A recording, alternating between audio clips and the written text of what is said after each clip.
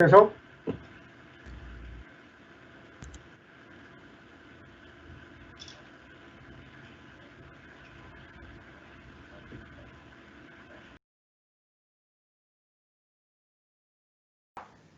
Muy buenas tardes a todos. Gracias por estar con nosotros, acompañándonos en este evento organizado por la Fundación Academia de Dibujo Profesional, a toda la comunidad académica, invitados a este webinar El Patrimonio desde la Ilustración. Vamos a conocer el trabajo, resultado del proyecto de nuestra docente, líder del programa técnico en producción en diseño de interiores, líder también de la unidad de investigación, la docente arquitecta Victoria Rivas, con su proyecto Bitácora del Arquitecto, un recorrido dibujado por la historia arquitectónica de Santiago de Cali, que fue beneficiado por la convocatoria que año a año organiza la Secretaría de Cultura, convocatoria Unidos por la Vida 2020. También vamos a tener la grata presencia del docente y arquitecto de la Universidad de Sonora, Hermosillo, desde México, quien nuevamente tenemos el gusto de tenerlo y que nos vuelve a acompañar para estos eventos, el arquitecto Fernando Saldaña. Juntos vamos a hacer ese recorrido por la importancia que tiene el dibujo en esta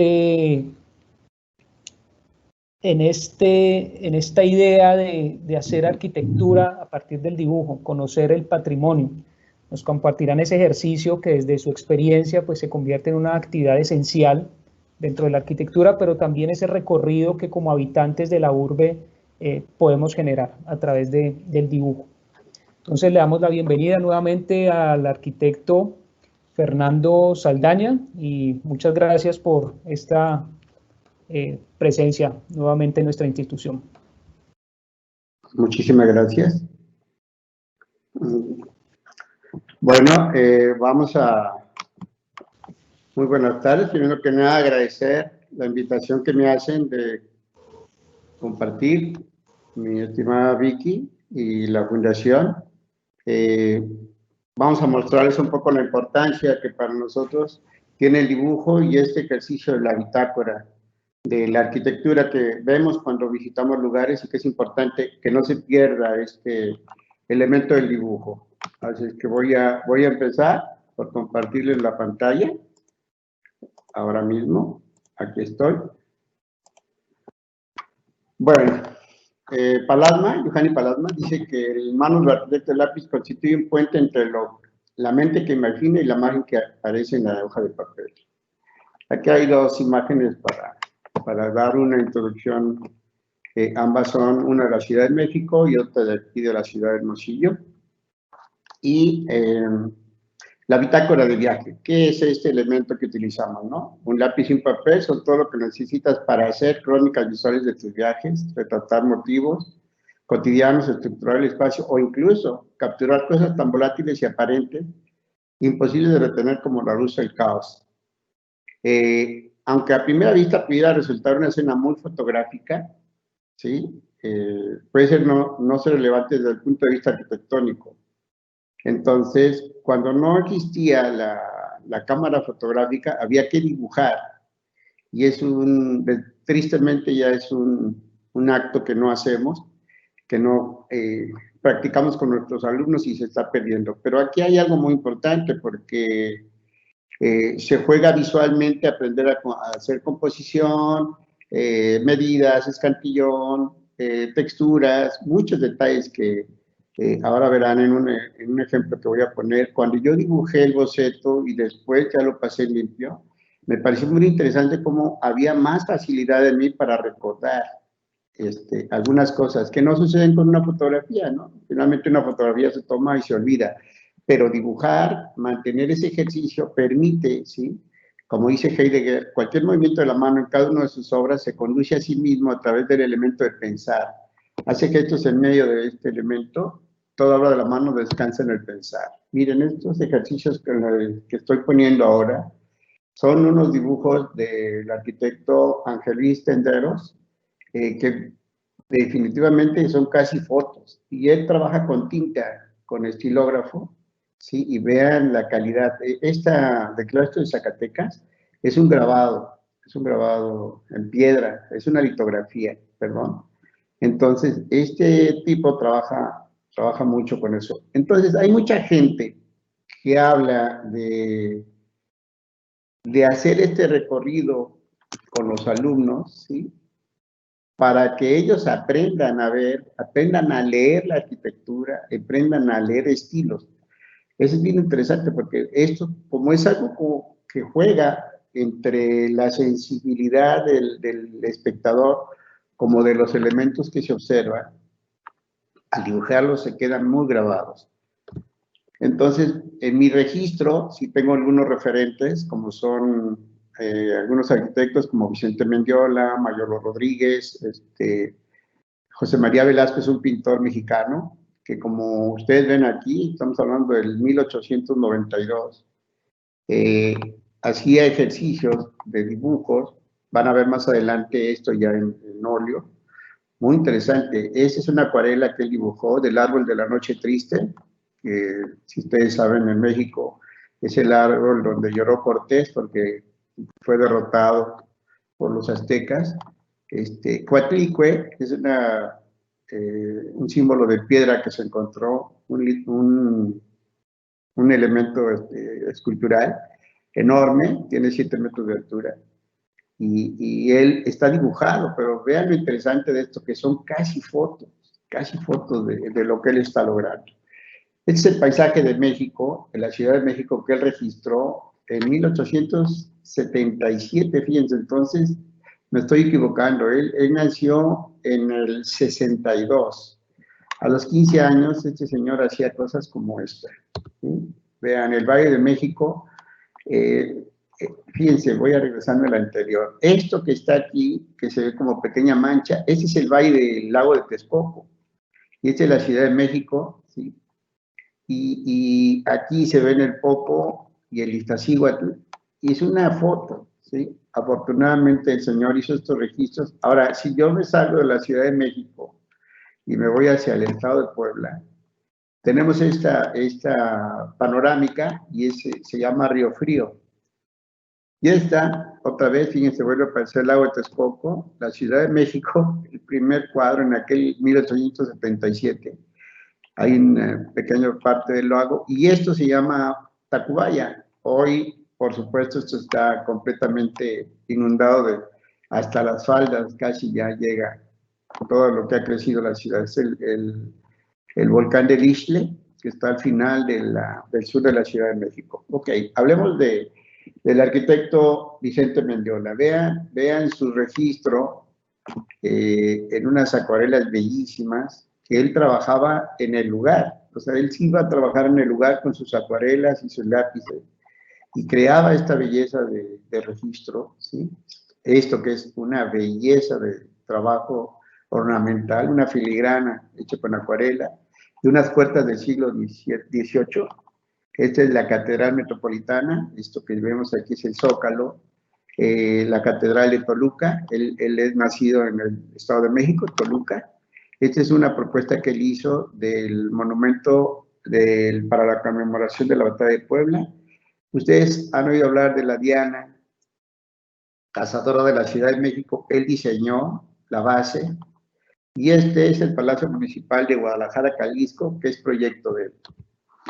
Este es un arquitecto de nombre Mayolo Ramírez, que es un señor que, bueno, comentaba, se dedica a esto, no hace otra cosa, y cada obra de estas que ustedes pueden ver, pues es una fotografía, ¿sí?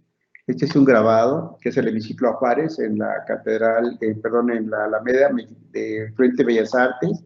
Este es el Palacio Nacional, esto que ven aquí es la calle, y aquí empieza el Zócalo, la parte de toda la plaza del Zócalo. Este es un corte de la Catedral Metropolitana, la entrada que queda frente al Zócalo, y vean el trabajo. Esta es la biblioteca que existe en la Ciudad de México. Son mis referentes, y obviamente cuando yo vi todo esto, estaba impactado con el trabajo de este arquitecto. ustedes podrán acceder, busquen mayoloramirez.com y ahí van a encontrar todos estos trabajos. Son una vez, este es un grabado de la Catedral Metropolitana. Este dibujo es una belleza, es un dibujo al lápiz.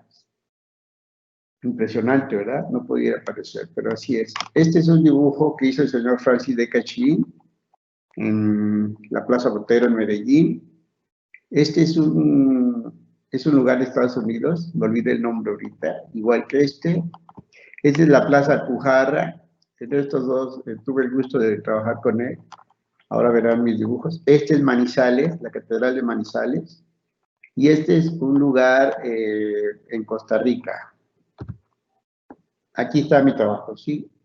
Con mis alumnos me fui en el año del 2002 a la Ciudad de México y visitemos algunos lugares que son íconos, entre ellos Bellas Artes, que acabo de mostrarle, ese es mi trabajo de campo, ¿no? Contra el trabajo de este señor Mayolo, que pues es un trabajo de 3 meses, y esto fue algo como de 25 minutos. Entonces, este es un lugar muy conocido en el centro de la Ciudad de México, que se llama Las Cazuelas, es un restaurante de comida típica mexicana, y esta es la Casa de los Azulejos. Este es hoy también un expendio de comida de la cadena Sambors. Aquí está, miren, mi biblioteca. Nos fuimos después a la ciudad universitaria y los puse a trabajar dibujando la biblioteca, dibujando rectoría y dibujando el Estadio Olímpico, en donde se celebraron los Juegos, de la inauguración de los Juegos Olímpicos del 68. También hemos ido a un lugar muy cerca de aquí de Hermosillo, a 2 horas y media, que se llama Álamos. Quizá lo conozcan porque ahí nació la señora María Félix, de la época del cine, de oro del cine mexicano. Esto, sí, es la catedral de la iglesia, sí. Este es una arcada del centro comunitario. Este es el Palacio del Auditorio Municipal. Este es, en la parte del Zócalo nos encontramos con este elemento. Hay una unidad en esta arquitectura que se han dedicado en el INA, aquí en México, a recuperar y restaurar. Entonces, me lo llevo para trabajar tanto lápiz como acuarela, como ven aquí. Y este es el frontón, el frontispicio de la iglesia que les platico, que fíjense cómo aquí traigo la imagen, pero yo muchas cosas que aquí no recordaba, las empecé a recordar aquí. Y por supuesto, la proporción real, porque me llevé mis anotaciones y al pasarla ya, por supuesto, era mucho más larga. Aquí la chaparré. Catedral, la iglesia, ¿sí? Aquí tienen la imagen muy inmediata, casi fue directo con el color. Aquí ya fue dibujada y luego vuelta a dibujar y agregarle color. Aquí van a ver, ese es el centro comunitario. También es una acuarela trabajada ahí por medio de 15 minutos. Entonces siempre hay cierta imperfección, pero no es tanto la imperfección, sino el deseo del trabajo, ¿sí? Aquí en Hermosillo me invitó el Instituto Sonorense de Cultura a realizar edificios importantes de la ciudad, del centro histórico, para realizar una carpeta que ellos entregan anualmente a sus principales participantes del gobierno. Entonces, este se llama el Molino Harinero La Fama, es un edificio de 1902, aquí donde está el reloj, ahí está una placa donde dice que pertenece a 1902. Este era el Banco de Sonora, hoy es el Instituto Sonorense de Cultura. Esta fue una capilla, esta es la capilla de San Antonio, que fíjense, esto yo lo hice en el 1997, y ya lo reproduje en el 2006, pero en este entonces aparecía la orilla de la capilla y toda la parte interna ya se había quebrado, no tenía techo. Y gracias a esto de Lina, me comentaron, me preguntaron, y en mis apuntes tenía la orilla de madera, y con eso se rescató esa parte. El mercado municipal es un mercado también, este es de 1912, la Barra Hidalgo, que pertenece a la parte central, la capilla de Nuestra Señora del Carmen, un edificio que se conoce como el Parcolor, es una casa viejísima, pegada al centro de la ciudad. Esta es la catedral, ¿sí? Con la plaza donde trabajé una propuesta de ahí mismo, ¿sí? Aquí hay un kiosco y aquí hice la planta, un poco con el ejercicio de acuarela. Este es el Palacio de Gobierno que forma dentro de ese cuadro. Esta torre que ven aquí es una de estas torres.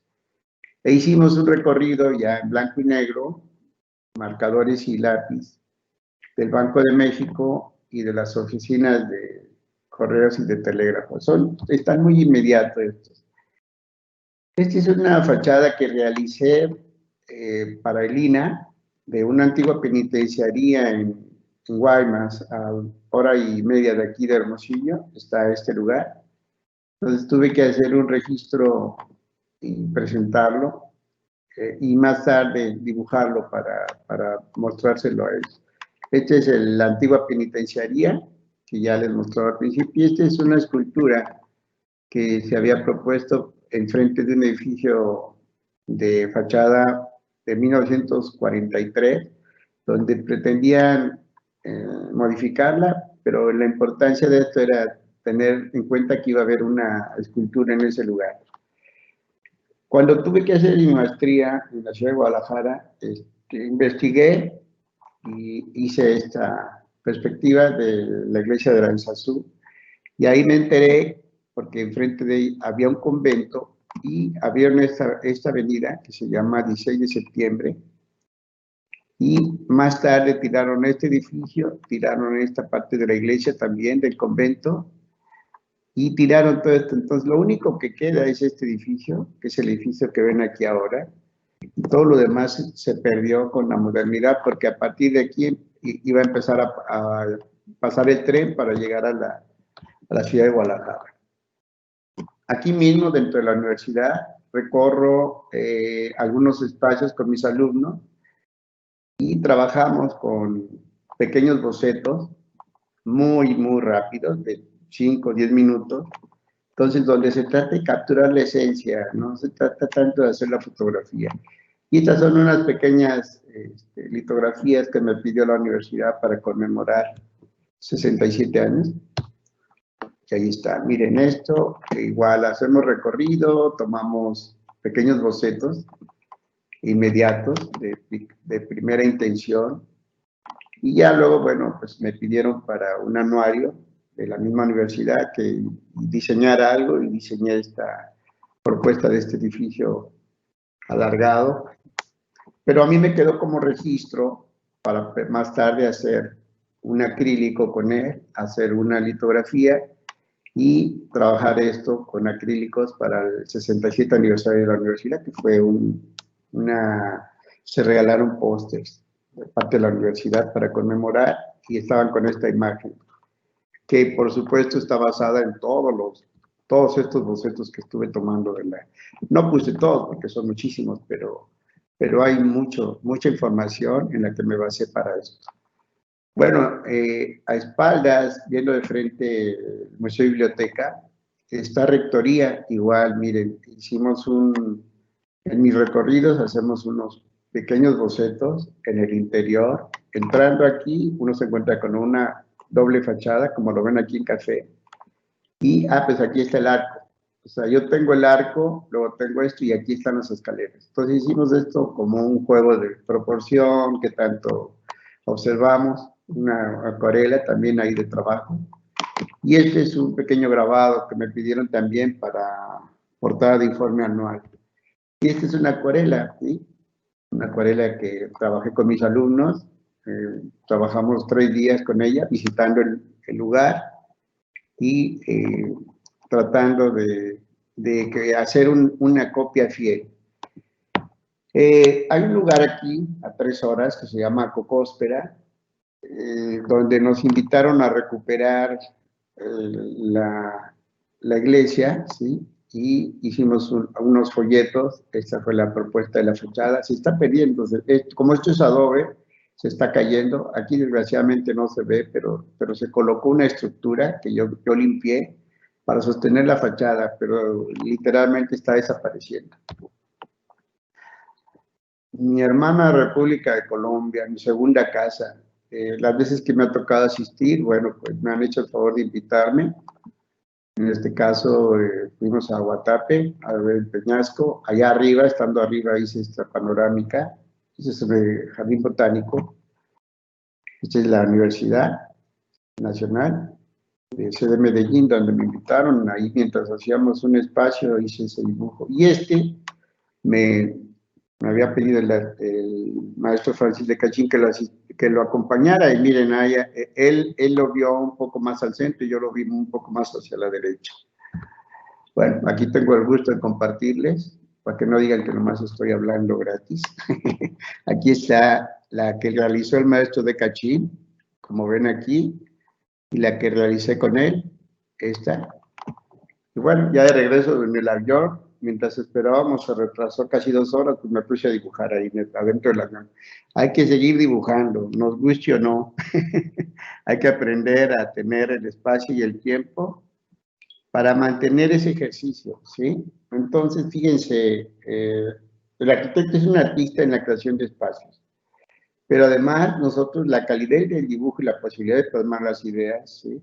Solo lo puede realizar la mano humana, no lo va a realizar jamás un ordenador, jamás.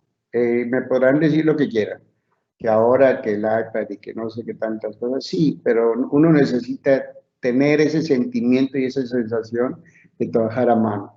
Como dije Johanny Palama, es importante la unión de la mente, ¿sí? Con la mano, al dibujar, hay un registro, ¿sí? E inmediatamente se visualiza y se trabaja con eso. Entonces, todo boceto contiene una parte del creador y de su mundo mental. Eso puede ser un mundo real o de un universo imaginado. En manos del arquitecto, dice Palasma, el lápiz constituye un puente entre la mente que imagina y la imagen que aparece en la hoja de papel. Aprender a dibujar es algo más que aprender a ver, es decir, uno tiene que aprender a procesar eso que está viendo visualmente, ¿sí? Toda esa información que llega, pero tenemos que aprender a hacerla de una manera distinta. Curiosamente, este ejercicio nos invita a que cada vez nuestro registro sea más parecido a la realidad. Pero además ese ejercicio, si lo llevamos a la vida cotidiana, nos ayuda a ver las cosas de una manera diferente a la que estamos acostumbrados, a verlo y hacerlo. Entonces, dice Carrión que aprender a dibujar es algo más que aprender a ver, es decir, es aprender a procesar la información visual de una manera distinta a la que se utiliza normalmente para procesarla. Y el ejercicio de visitar lugares, ¿sí? Visitar lugares y realizar una bitácora de dibujos de edificios nos permite aprender la arquitectura que nos habla del momento histórico en el que fue realizada. Si nos abrimos a la aventura de plasmarla en nuestros propios dibujos, amén de enseñarnos a comprender la composición, ya decía el ritmo, etcétera, estilos, los diferentes tipos de arquitectura que se han sucedido, ¿sí? Es un aula viva. Por ahí habla la maestra Vicky de lo que comenta Lynch, de que la bitácora es un ejercicio, ¿sí? Que es un aula. Entonces, la finalidad es que el público, al ver los dibujos de una bitácora de viaje, redescubran y se reencuentren con detalles que no perciben a simple vista del patrimonio arquitectónico. Y el arquitecto Mayolo Ramírez, comenta que, dice, yo siempre trato de traducir el lenguaje técnico a uno accesible que permita a los no especialistas entender con certeza los temas. Además de tocar temas propios de la arquitectura, hablamos del patrimonio inmueble de edificios históricos que la gente ve cotidianamente, pero de manera muy superficial. Para mí eso es muy importante porque eso nos ayuda a crear conciencia de lo valioso que es nuestro patrimonio artístico e histórico arquitectónico. Pues creo que es todo lo que tengo para compartirles. Muchísimas gracias. Ahí les agrego los links de lo que ustedes pueden investigar, de Francis de Cachí, de Luis Tendero, de Mayolo Ramírez, del arquitecto Vicente Mendiola, y yo estoy en un grupo donde ustedes pueden visitar y ver. Muy bien. Es todo por mi parte.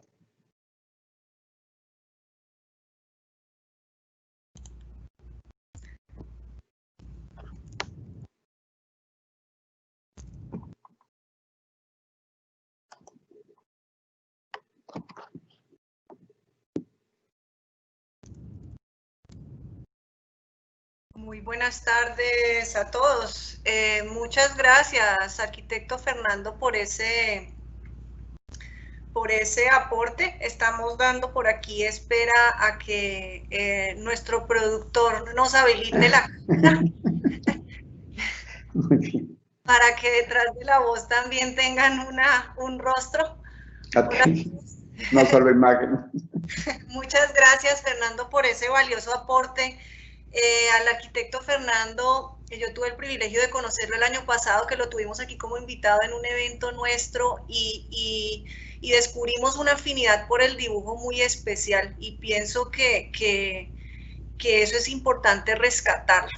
O sea, por más de que estemos ahorita con las nuevas tecnologías, por más de que ahorita tengamos tanto software, tanto instrumento y tanta herramienta para que nos ayude en los procesos de diseño, no hay nada como el dibujo para sensibilizar al diseñador. Entonces, el propósito de esta intervención es precisamente eso. Pero adicional a eso, me voy a permitir compartirles pantalla un poco. Voy a compartirles una experiencia resultado de salir beneficiada de una convocatoria de Santiago. Se llamaba Convocatoria por las Artes y la Cultura, Unidos por la Vida 2020. El proyecto beneficiado de esta convocatoria se llamaba Bitácora del Arquitecto, un recorrido dibujado por la historia arquitectónica de Santiago de Cali. Y es precisamente buscar cómo desde el dibujo, cómo desde la ilustración podemos recuperar la memoria de ese patrimonio arquitectónico de la ciudad de Cali. El proyecto, digamos, genera como resultado una muestra virtual, o sea, es una muestra visual que está alojada en línea, resultado precisamente de este estímulo, de esta convocatoria, en donde se buscaba era apoyar la creación de contenidos de dibujo a mano alzada en diferentes técnicas para que pudieran ser promovidas por los diferentes canales. Entonces es una convocatoria muy interesante porque juega y pone a dialogar lo que es el dibujo, la ilustración con las nuevas tecnologías. Y fíjense que no significa que el hecho de que estemos dibujando y estemos ilustrando estemos cerrando la vía a lo que son estas nuevas tecnologías, las redes y todos estos nuevos medios que igual podemos ponerlos a dialogar. El arquitecto Fernando nos hablaba un poco sobre la bitácora, y pienso que la bitácora tiene que ser un instrumento primordial y permanente de un diseñador, ¿sí? De cualquier diseñador, porque aquí de pronto hay con nosotros arquitectos, pero también hay diseñadores de interiores, dibujantes arquitectónicos. Entonces, cualquier disciplina que esté enmarcada dentro del diseño necesita, o sea, el diseñador necesita tener una bitácora. Eso tiene que ser algo que casi que se la pone debajo del brazo, y a donde coja o a donde vaya debería permanecer con él. Porque es que en una bitácora, aquí la Rutgers University nos dice que en una bitácora nosotros representamos, en una bitácora procesamos, analizamos, sintetizamos el paisaje, el entorno, los materiales, los acabados. O sea, ahí podemos plasmar todo ese ejercicio de análisis en un instrumento como estos. Créanme que la mente retiene más información cuando nosotros la dibujamos que cuando nosotros tomamos una fotografía, y eso es comprobado. O sea, los lugares a los que yo más recuerdo son los lugares que yo dibujé. Las fotografías que tomé seguramente quedaron guardadas en algún lado, pero en mi memoria queda retenido el lugar que yo dibujé. Así que yo los invito, digamos, a que hagan este ejercicio de tener su bitácora y empezar a dibujar esos lugares. A mí me encanta es dibujar edificios. A mí me encanta dibujar es el espacio público, el objeto arquitectónico. Cada quien puede encontrar ese algo que le encanta dibujar. Puede ser el paisaje, puede ser la naturaleza, pero la idea es que ilustremos y que dibujemos. Aquí menciono obviamente un referente supremamente importante para este proyecto, y es la arquitecta Susana Jiménez Correa y su libro La arquitectura de Cali, valoración histórica, porque lo que este proyecto hizo fue que desde los bocetos y desde la ilustración se empieza a relatar cómo ha sido la historia arquitectónica de la ciudad de Cali. Y esos periodos históricos se tomaron de referencia de la arquitecta Susana en su libro, en el libro que les estoy mencionando aquí. Entonces les quiero mostrar un poquito desde las ilustraciones y los bocetos que yo realicé, cómo ha sido esa historia de la ciudad de Cali. Y Cali comienza en la época de la colonia, estamos hablando entre 1536 y 1810. Obviamente en la época de la colonia estamos hablando de este estilo, respondes principalmente a las influencias españolas, todo lo relacionado a lo que son las técnicas constructivas, ¿sí? Lo que vemos nosotros en la época de la colonia es una austeridad y una simplicidad, digamos, en lo que es el exterior del edificio, pero empieza a haber una riqueza formal muy interesante al interior de ellos. O sea, en la colonia se abrían hacia el interior del lugar, o sea, se sellaban al exterior y se abrían más al interior. Dentro del estilo colonial, aún en la ciudad de Cali, afortunadamente, gracias a que son edificios declarados patrimonio, todavía podemos ver evidencia de este estilo. Primero vemos la iglesia de San Antonio, que seguramente los que viven en la ciudad de Cali tuvieron que haberla visitado. Luego en el centro de la ciudad tenemos a la iglesia de la Merced, que también es un referente de este estilo. Enseguida de la iglesia de la Merced también se encuentra lo que es la casa arzobispal. Entonces fíjense que vemos vanos pequeños en la fachada, o sea, vemos una fachada que se cierra afuera, pero al interior se encuentran unos patios y unos corredores impresionantes en donde toda la entrada de la luz, al fin y al cabo, es hacia el interior del lugar y no tanto en la fachada.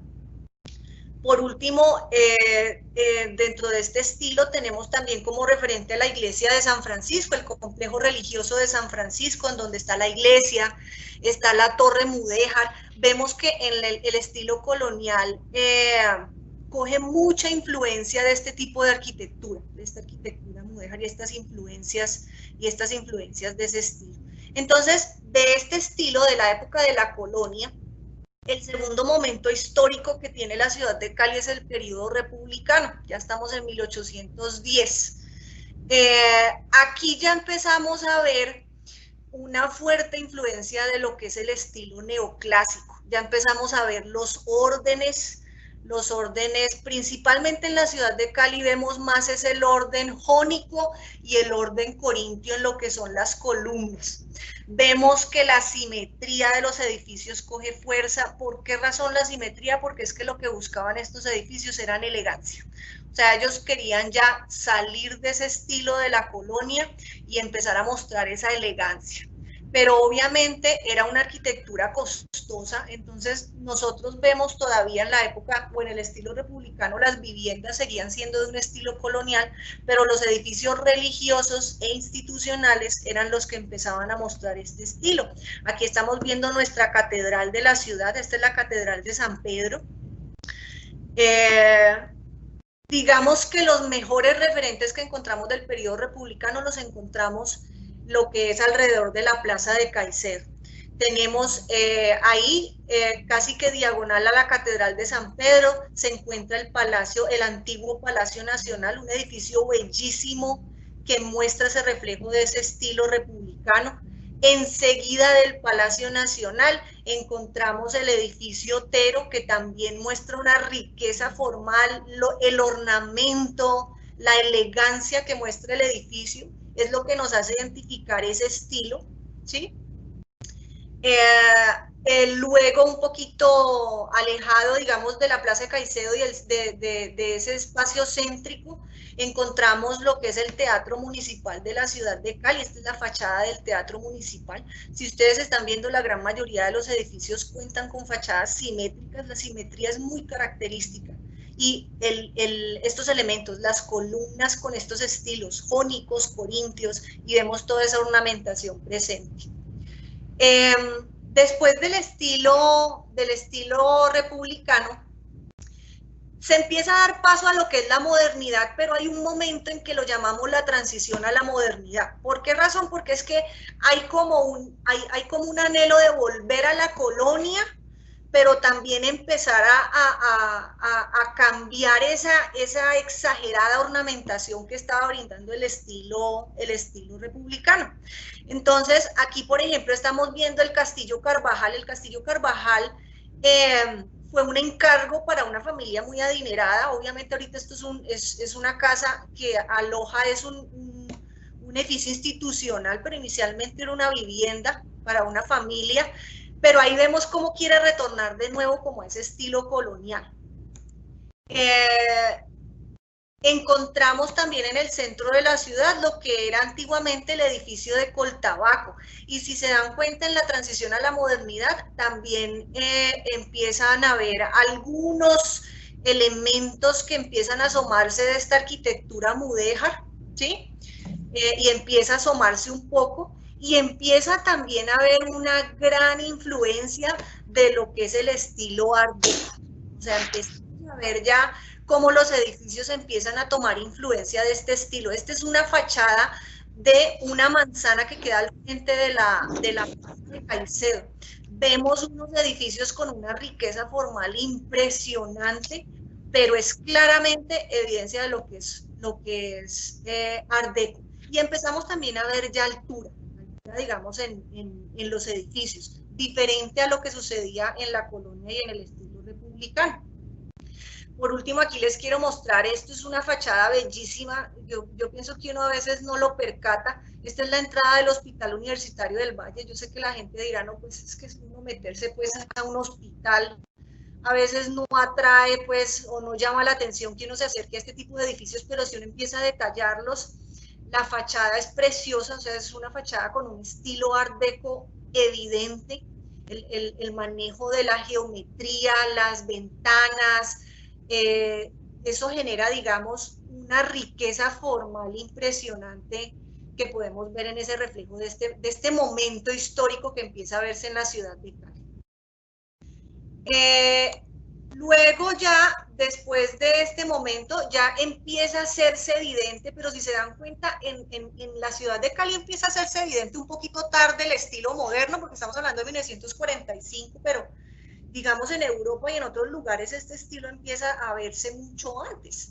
Pero aquí ya empezamos a ver esa vigencia de ese estilo internacional en la ciudad. Entonces ya empezamos a ver los edificios de grande altura, empezamos a ver ya que empiezan a rechazar el ornamento y empiezan ya a buscar eficiencia y funcionalidad, que es lo más característico del estilo moderno. Aquí estamos viendo la iglesia Nuestra Señora de Fátima, que es una iglesia preciosa, estilo moderno, que encontramos en la ciudad de Cali. Encontramos también lo que es el edificio venezolano en el norte de la ciudad. Si ustedes ven, la racionalidad que encontramos en el edificio es muy característico del periodo moderno.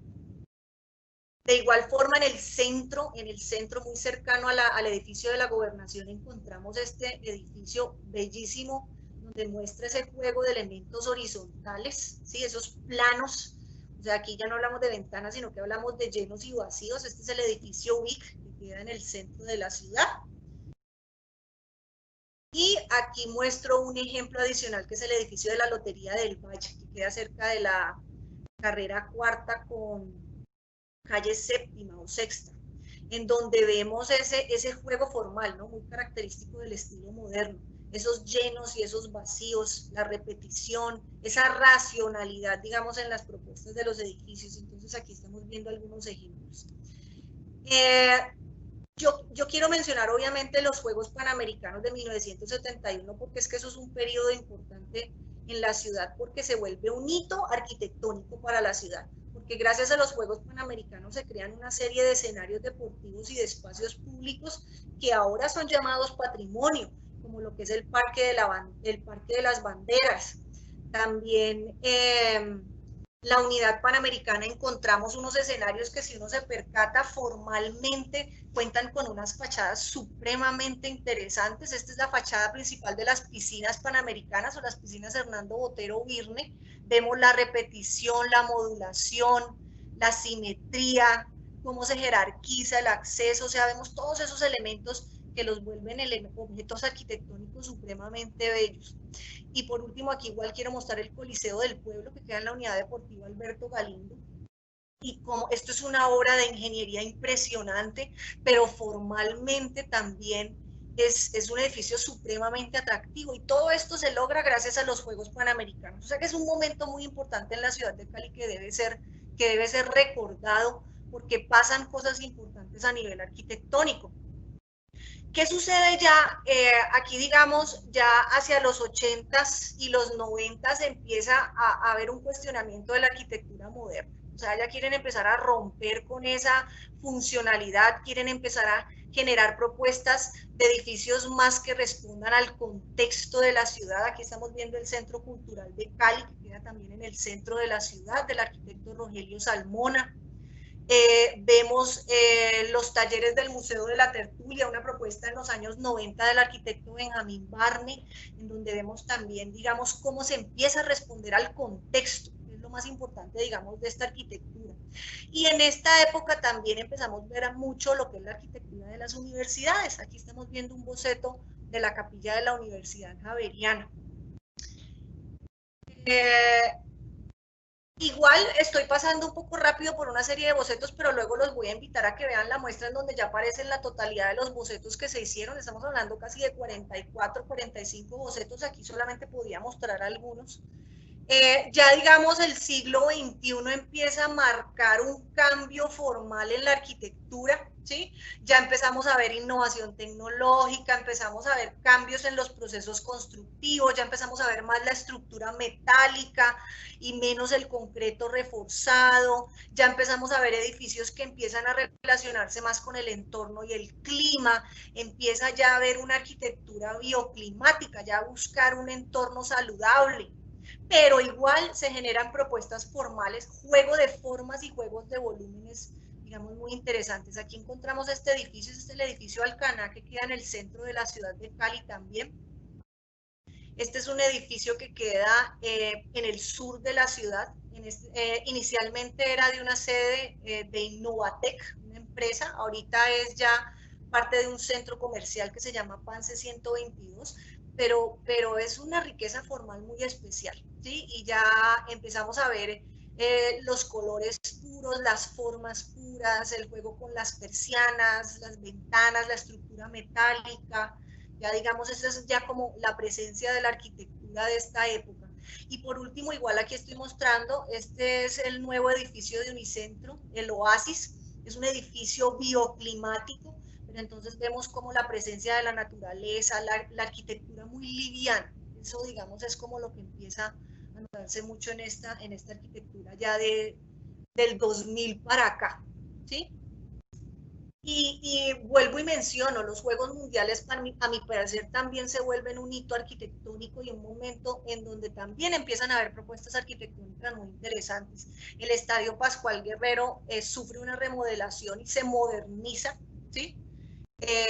Vemos que se crean escenarios nuevos como el Coliseo de Hockey sobre la calle Noveno, esto es en la Unidad Panamericana, al igual también este edificio muy interesante formalmente, que es el Diamante de Software Simón Carbonell Townsend, ¿sí? En donde empezamos a ver cuáles son las características de esa arquitectura contemporánea. Esto es fielmente lo que es la respuesta de lo que es la arquitectura contemporánea en la ciudad de Cali. Obviamente hice un recorrido rápido, pues la idea es invitarlos a que ustedes puedan ingresar a esta página, a la página de Bocetos Arquitectura bocetosarquitectónicoscali.co, igual ahí está el código QR para el que de pronto tenga el celular y pueda dar clic sobre él, o pueden tomar nota de la página. La página recorre de manera más detallada cada uno de esos momentos y también recorre de manera más detallada cada uno de esos edificios y cada uno de esos objetos arquitectónicos. Obviamente esto lo logré gracias al apoyo del profesor Jorge Mario Rincón, el profesor Andrés López, las fotografías las tomó el profesor Juan de Dios Serna, y la imagen gráfica nos apoyó nuestra secretaria de la unidad de investigación, la diseñadora Carol Arana. Entonces no puedo pues dejarlos pasar sin mencionarles obviamente el agradecimiento por habernos permitido desarrollar esta muestra. La invitación es que ustedes puedan ingresar a esta página, que puedan ver la muestra, porque lo que yo aquí simplemente les estoy mostrando es un poquito un barrido de lo que se hizo, pero en la página seguramente ustedes van a encontrar mucho más completo, van a poder ver cada una de las épocas, todas las fotografías. Hay un recurso muy interesante generado por el profesor Andrés López, que es un recorrido virtual, o sea que ustedes ingresan a un museo interactivo, o sea, pueden ingresar, caminar dentro de un museo y empezar a ver cada uno de esos bocetos, o sea que ya ahí vamos a ver la totalidad de los bocetos cuando ustedes ingresen a esta página. Entonces, la invitación es que puedan ingresar y puedan recorrer un poquito la muestra desde acá.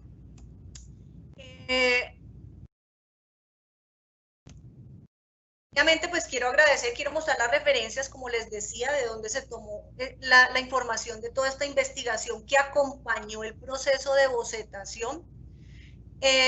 Pero digamos aquí, voy a dejar de compartir aquí en este momento la invitación que yo hago, más allá, digamos, de contarles un poquito la historia de Cali a través de los bocetos,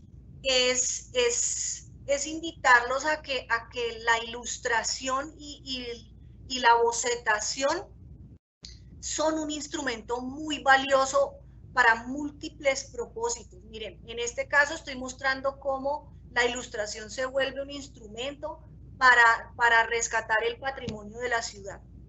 El arquitecto Fernando nos mostró algo supremamente interesante, cómo el boceto empieza a avanzar.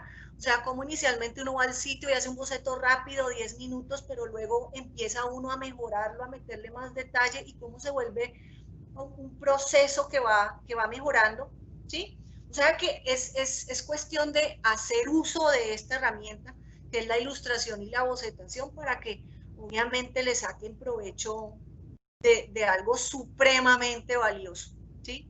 La invitación es que todos empecemos a dibujar, que eso nos sensibiliza en todos los sentidos.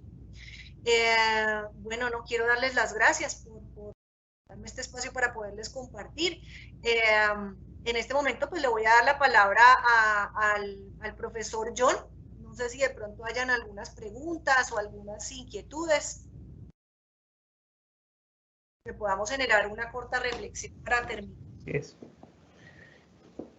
A nuestra docente Victoria, muchísimas gracias por compartirnos este trabajo, por mostrarnos este recorrido histórico, digo que a través del lápiz, a través de la sensibilidad. Al arquitecto Fernando, muchísimas gracias también pues por ese trabajo riguroso, poético, sensible, como dijo nuestra docente Victoria, y la invitación pues creo que es para, no solo como arquitectos, sino que creo que también como ciudadanos, como habitantes, tenemos también podemos llegar digamos, a desarrollar este tipo de actividades. Hay dos preguntas para el arquitecto Fernando. Una de ellas es, ¿qué lo inspiró? Y las voy a hacer en una sola, ¿qué lo inspiró? Y de Luz Carmen Ayón le pregunta que usted mencionó que sus acuarelas sirvieron como referencia para una restauración.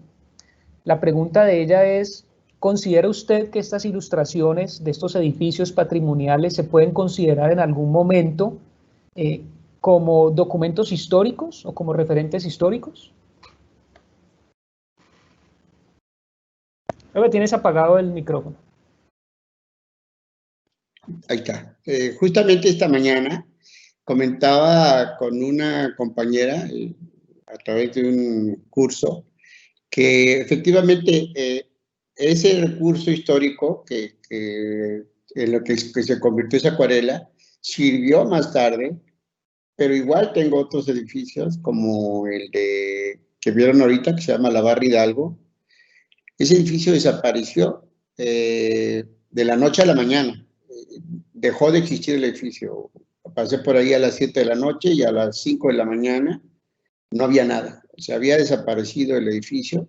Entonces solo quedó ese registro. Yo hablé con el encargado de monumentos históricos aquí en Sonora y le comenté que yo había hecho esas acuarelas y me dijo, tráelas, porque el registro que se tiene es de un levantamiento que se hizo en planta y solo se tomaron fotografías.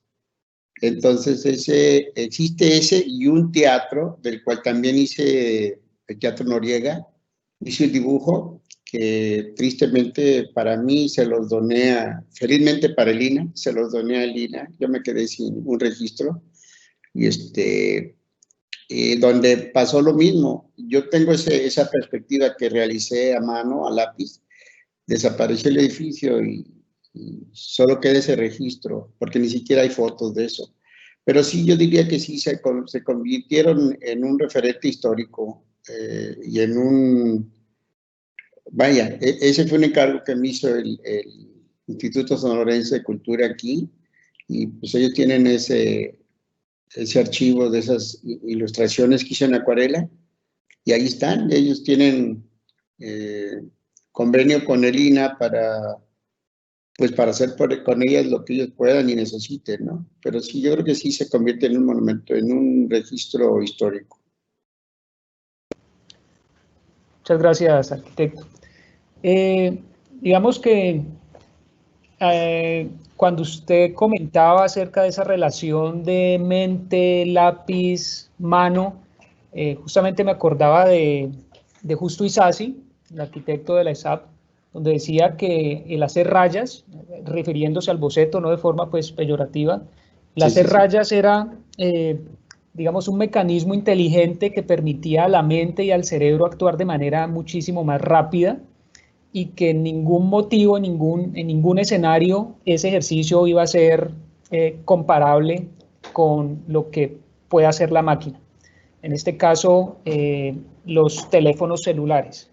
Entonces, esa reflexión acerca de los nuevos profesionales de la arquitectura, no solamente de la arquitectura, que utilizan este tipo de dispositivos para todo y para mucho o para nada, el ejercicio de la mano se va perdiendo.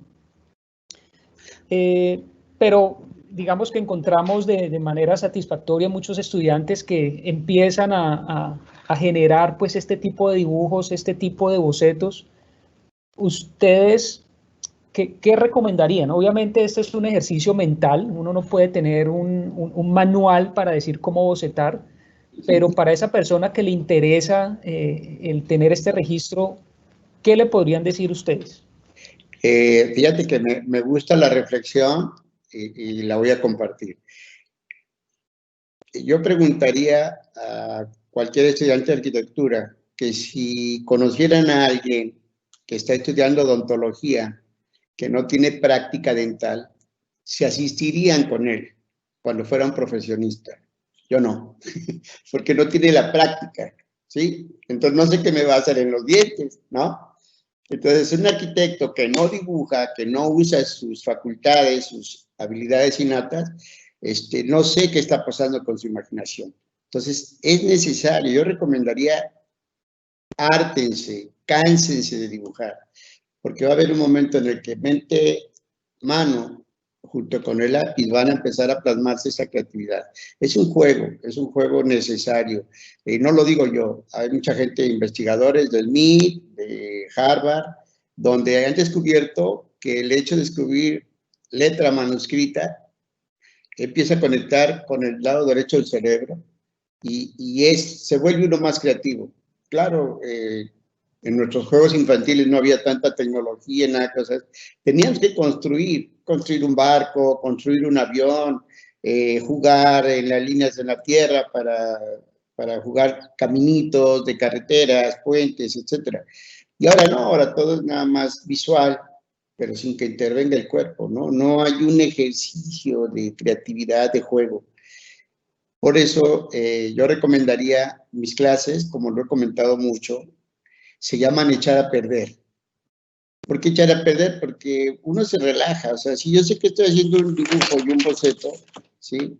Pues me voy a relajar porque estoy creando algo que no me va a llevar a ningún resultado, ¿sí? Pero el hecho, pues ahí está la imagen, ¿no? Ahí hay una imagen. El hecho de ese juego, mente, mano, finalmente logra empatar y aparece la creatividad. Y dibujar hasta que se harten, hasta que se cansen. Hace 25 años, 30 años, en el 89, tuve 2 alumnos, y uno de ellos extraordinario para dibujar, extraordinario, y el otro era el extremo, negado para el dibujo. Y le dije, mira, Humberto, hay dos maneras de hacer algo.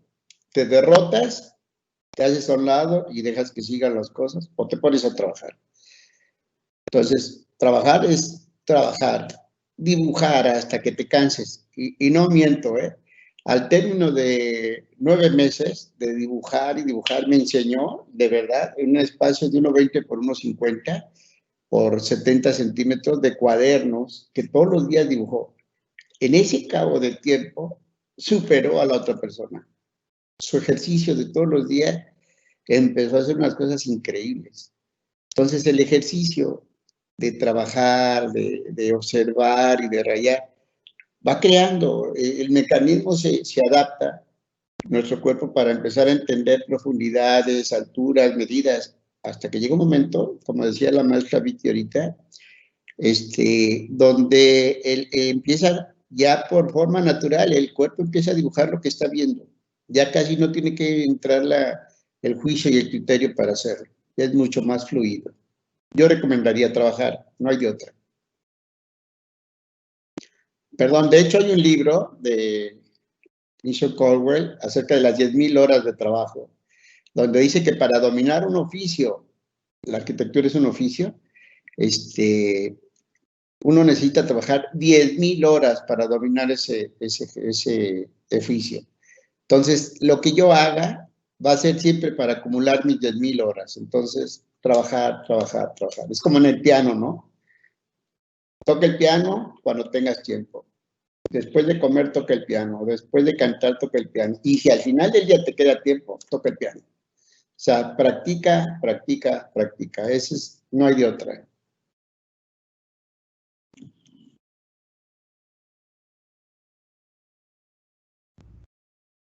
Bueno, aprovecho yo también, digamos, como para hacer un aporte. Lo que dice el arquitecto Fernando es clarísimo. Eso se logra es con la práctica. No hay otra manera de hacerlo. Y yo pienso que no existe un buen o un mal boceto. O sea, hay que romper ese paradigma. De pronto la gente a veces siente el temor porque dice, es que yo dibujo muy feo, o a mí no me gusta.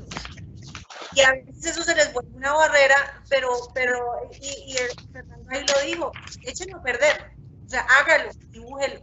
No existe un buen o un mal boceto. Más todavía porque cuando uno lo hace, uno entiende lo que uno está haciendo. Entonces, uno está representando en últimas lo que estás viendo. Yo pienso que el ejercicio de la bocetación, o como yo lo hago, es básicamente un ejercicio de observación que me ha ayudado, y de manera impresionante, la bocetación y especialmente, digamos, como del objeto arquitectónico, tener una percepción de lo que es la proporción. He logrado, o sea, cómo desde la observación uno puede medir elementos, ¿sí?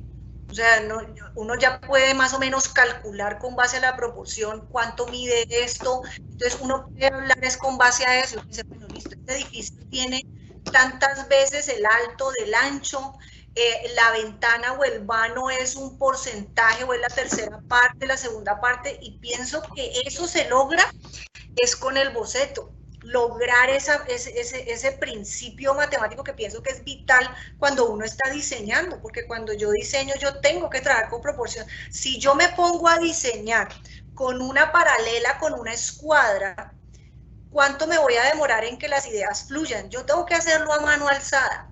Yo tengo que hacer el boceto para diseñar. Y si me pongo a tomarme tiempo de traer el escalímetro, tomar la medida para sacar esa idea inicial, ya dejaron de fluir las ideas. Eso es lo más valioso, ¿sí? Lograr, digamos, ese ejercicio. Ese es obviamente, y la recomendación, como dice bien Fernando, eso es haciendo, eso es dibujando. Y a lo que yo invito es dibujen lo que les guste. A mí me gustan dibujar las flores, listo, vaya y dibuje flores. Empieza a observar, empieza a identificar el color, la forma, el detalle, entonces dibuje flores. No, es que a mí me gusta la naturaleza. Entonces encuentren algo, a alguien de pronto le gusta dibujar los muebles, es buscar eso que les apasiona, que seguramente con eso le van a coger más gusto a dibujar, que si están dibujando algo que de pronto no disfrutan ver. Es básicamente eso. Es cierto. Muchas gracias. Ya para terminar, les comentamos a nuestros asistentes. En el chat dejamos un link para su asistencia y poder generar los respectivos certificados. Creo que ya para finalizar, es una pregunta un poquito anecdótica, muy rápido. ¿Cuál ha sido el mayor tiempo que ustedes han estado enfrente de un edificio para hacer un boceto? Yo te puedo decir, hablé del boceto acuareleado de rectoría, que trabajamos 3 días. En ese boceto yo creo que ha sido el tiempo que más me ha llevado. La Plaza Botero, que la trabajé con el arquitecto Francis de Cachín, nos llevó un aproximado de 40 minutos. Pero yo podría decir que ese registro de la rectoría de la universidad es donde más he trabajado, pero por supuesto porque había que trabajar con el trazo, luego empezar a hacer la acuarela y obviamente se nos terminaba la luz y vámonos y otra vez. Y yo creo que es el más tiempo que he estado frente a un boceto. Digo, 3 días de 3, 4 horas, no estoy diciendo que 3 días de 24 horas. Ese es el tiempo que más me ha llevado a hacer un boceto. Hay una anécdota que quiero comentar justo en lo que decía la maestra Vicky ahorita. Si ustedes observan la perspectiva que hizo el maestro de Cachín de la Plaza Botero y la que hice yo, se siente solo el desplazamiento del observador, pero están los mismos elementos con la misma proporción. Por eso intencionalmente lo puse ahí, olvidé comentarlo, pero justo ahora que viene la pregunta recuerdo que por eso lo puse, porque está la iglesia, están los edificios del fondo de Medellín, y simplemente está movido lo que cada uno de nosotros vio. Nuestra separación era la mesa donde estábamos tomando el café. Yo estaba del lado izquierdo y él estaba del lado derecho. Y que por cierto él dibuja con mano izquierda, pero está igual. O sea, la distancia que se ve en el dibujo hacia donde están las esculturas es muy, muy similar. Simplemente está movido él. Pero es obviamente que es una persona que es un señor que tiene 76 años, tiene mínimo fácil más de 46 años dibujando. Entonces yo creo que yo no ando atrás, ando como unos 40 años dibujando. Entonces yo creo que eso es lo que habla del boceto. Adelante, maestra. Gracias, Fernando. Bueno, yo empecé a dibujar en la universidad. Podríamos decir que yo llevo más o menos estaríamos hablando más o menos unos 20 años, o sea, yo no llevo tanto. Pero yo comencé en la universidad precisamente en un viaje que hice, y y todavía guardo el cuaderno, ya la carátula ya no existe, está toda perdida, pero ahí guardo yo, y cada vez que lo abro, pues uno se acuerda de la experiencia estando allí. Pero eso despertó ese anhelo por seguir dibujando. Cada vez que yo viajo a algún lado, yo llevo mi cuaderno, llevo mi bitácora y dibujo. Ya, por ejemplo, cuando viajo con mi esposo y con mi hijo, ellos saben que yo tengo que sentarme un rato a dibujar. Ellos se va a sentar a dibujar y yo lo hago, me siento un ratico a dibujar. Digamos que como la pregunta que me dice, yo pienso que más o menos, yo pensaría lo que más me demoraba en un boceto, teniendo en cuenta que yo solo dibujo a lápiz. Yo realmente no trabajo con micropunta ni trabajo con acuarela, sino que es el boceto del lápiz. Básicamente yo salgo con un lápiz y un borrador. Eso es básicamente los instrumentos. Yo pienso que más o menos lo más que me he demorado es 40 minutos aproximadamente. Digamos, en este ejercicio de esta bitácora que realicé de la historia de Cali, yo pienso que el boceto más demorado, pienso que fue el edificio del CAM, el del Centro Administrativo Municipal, pero pienso que también el tiempo está asociado con lo que uno disfrute, porque estaba disfrutando tanto haciendo los elementos y todo eso, que entonces uno se quiere tomar el tiempo de hacerlo bien y demorarse un poquito más. Y cuando uno lo disfruta menos, seguramente uno quiere sacarlo más rápido. Entonces, eso vale la pena como mencionarlo. Si uno lo disfruta más, uno quiere tomarse su tiempo y hacerlo con calma y mirarlo, porque es que uno para, lo mira, entonces ese tiempo obviamente se toma en eso. Así es.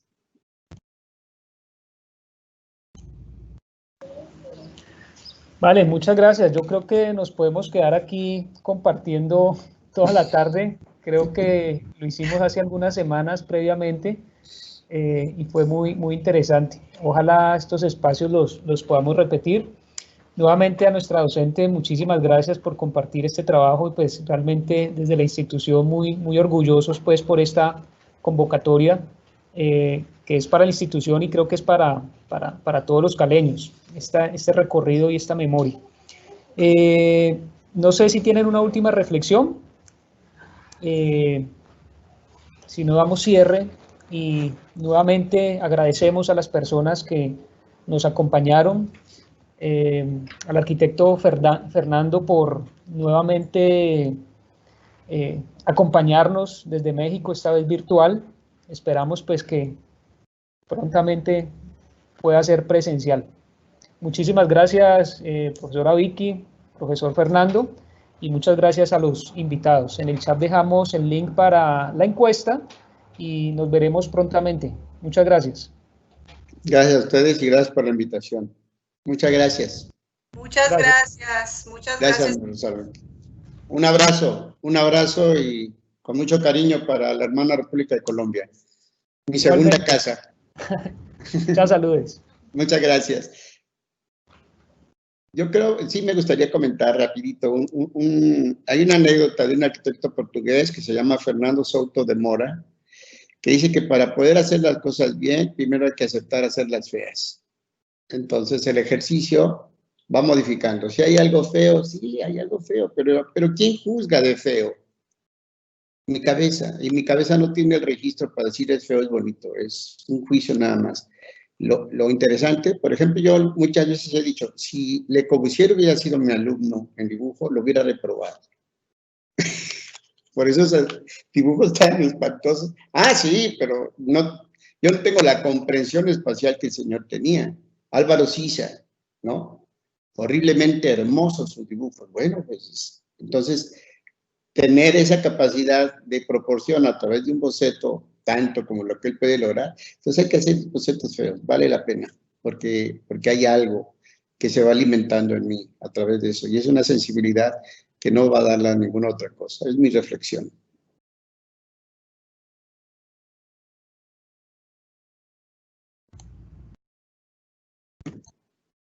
Y por supuesto el agradecimiento para el hecho de haberme invitado a participar. Es un honor para mí. Muchas gracias, Fernando, y muchas gracias, John.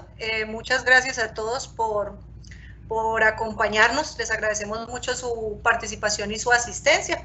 Hasta una próxima, entonces. Hasta luego. Hasta luego. Hasta luego. Muchas gracias. Muchas gracias a todos.